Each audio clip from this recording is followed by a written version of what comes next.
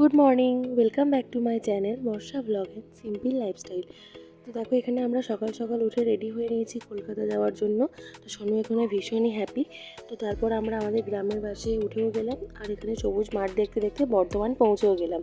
তো এখানে তারপর বর্ধমানে গিয়ে আমরা উঠে পড়লাম এসবিএসটিসিতে। আর কলকাতা যেহেতু যেতে 2-2.5 ঘন্টা সময় লাগে, তাই অনেকটাই জার্নি। তাই কিছু আর কি খানে আমি বেশ কিছু খাবার ভরে নিয়েছিলাম, যেমন মা বাড়ি থেকে করে দিয়েছিল সুজি আর কিছু চিপস আর কেক বিস্কুট এসবই নিয়েছিলাম। তো তারপর দেখতে দেখতে প্রায় ডানকুনির পরে তোমার আর কি অনেকটাই চলে গেছিলাম। তো তারপর হুগলি সেতুর ওপর দিয়ে যাচ্ছিলাম, আর এই ভিউটা দেখতে জাস্ট অসাম লাগছিল।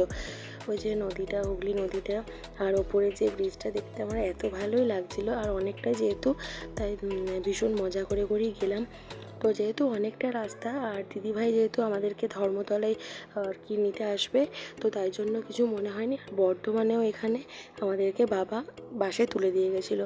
তো চলো বলতে বলতে আমরা প্রায় পৌঁছেই গেলাম। তো হুগলি সেতুটা পেরিয়ে গেলেই আর বেশিক্ষণ নেই। তো আমরা যেহেতু ধর্মতলায় নামবো, আর বর্ধমান টু ধর্মতলা আমাদেরকে বাসে বুক করা ছিল। তো চলো পৌঁছে গেলাম। তারপর দুপুরের দিকে গিয়ে আর কিছু ভিডিও করা হয়নি, তার কারণ ভীষণই টায়ার্ড হয়ে পড়েছিলাম। তারপর বিকালের দিকে আমার বড় চলে এসেছিলো, ওর যেহেতু ছুটি ছিল আর কি, উইকেন্ডে যেহেতু বাড়ি আসে, তাই বাড়ি না গিয়ে দিদিভাইয়ের বাড়িতেই গেছিলো। তো তারপর দেখো সন্ধ্যেবেলা আমরা এখানে চলে গেলাম ফুচকা খেতে। ওই দেখো ফুচকার দোকান। তো তারপর ফুচকা টুচকা খেয়ে সন্ধ্যের দিকে আর কিছু ভ্লগ করিনি। তারপর একদম সকালবেলা উঠে দেখো এখানে চা নিয়ে বসে গেছি চা খাওয়ার জন্য। আর তারপর আমরা করে নিয়েছিলাম চপ। দেখো চপ আর মুড়ি খাবো, তার জন্য চপ ভেজে নিচ্ছিলাম। তো এখানে আমার সবই প্রিপারেশন হয়ে গেছে এবং আমার চপ ভাজাও কমপ্লিট হয়ে গেছে। তারপরেও আর দুপুরের দিকে কিছু ভিডিও ক্লিপ নেওয়া হয়নি।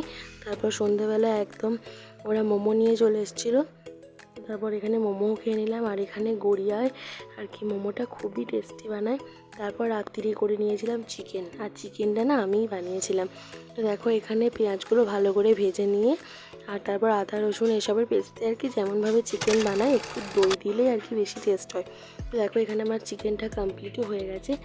আর এখানে মানে আর কি খুব একটা ভিডিও ক্লিপ নিতে পারবো না, তাও যেটুকু নেব তোমাদের সঙ্গে সবটাই শেয়ার করব, কারণ সবাই তো আর ক্যামেরার মধ্যে আসতে চায় না, তাই না?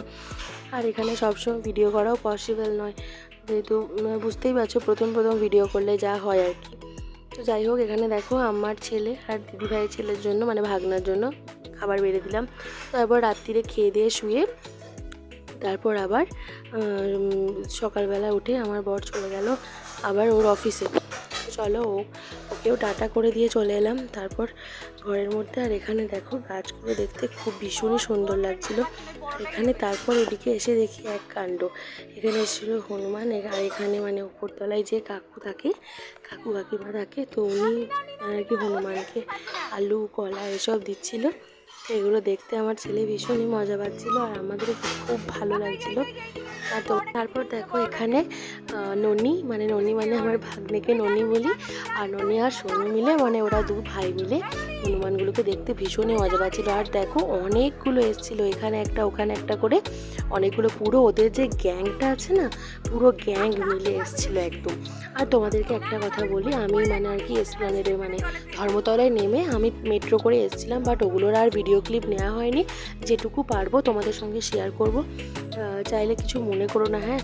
কারণ ধরো প্রথম ভিডিও বানাই তো, আর একটু তাড়াহুড়োও ছিল, যেহেতু আমি একা এসেছি মানে। তারপর ধর্মতলায় যেহেতু সেরকম কিছুই চিনি না, আমি তো খুব একটা বাইরে বেরোই না, তাই আর সেরকমভাবে ভিডিও ক্লিপ নেওয়া হয়নি। তো চলো আমার বড় চলে গেল, তারপর জামাইবাবুও মানে অফিস চলে গেল, আমার ননদের বড় অফিস চলে গেল। তারপর এখানে বানিয়ে নিয়েছিলাম আলু ভাজা বানানোর পর এখানে করে নিয়েছিলাম উচ্ছে পেঁয়াজ ভাজা, ঢ্যাঁড়স ভাজা, আর একটু ডাল ফ্রাই করে নিয়েছিলাম। দুপুরে লাঞ্চের পর দেখো এদের এখানে কি অবস্থা, এরা এখানে এসি চালিয়ে বসে আছে আর দুজন মিলে এখানে কম্পিউটার দেখছে। তো আমার ছেলে তো তোমরা জানো ভীষণই দুষ্টু, তাই ও দাদাকে মানে আর কি অর্ধেক টাইম আর কি মেরেই যাচ্ছে। আর ওর দাদা ওকে এত ভালোবাসে যে ওকে কিছুই বলছে না। তারপর এখানে দুপুরে খাবার পর এখানে খেয়ে নিয়েছিলাম একটু স্প্রাইট। তো চলো আর কিছু ভিডিও সেরকমভাবে করা হয়নি। তো দেখো এখানে সোনু ভীষণই মজা করে স্প্রাইটটা খাচ্ছিল। তো চলো আজকের মতো ভিডিওটা এই পর্যন্ত। ভালো লাগলে লাইক শেয়ার অ্যান্ড সাবস্ক্রাইব করে দিও। টাটা।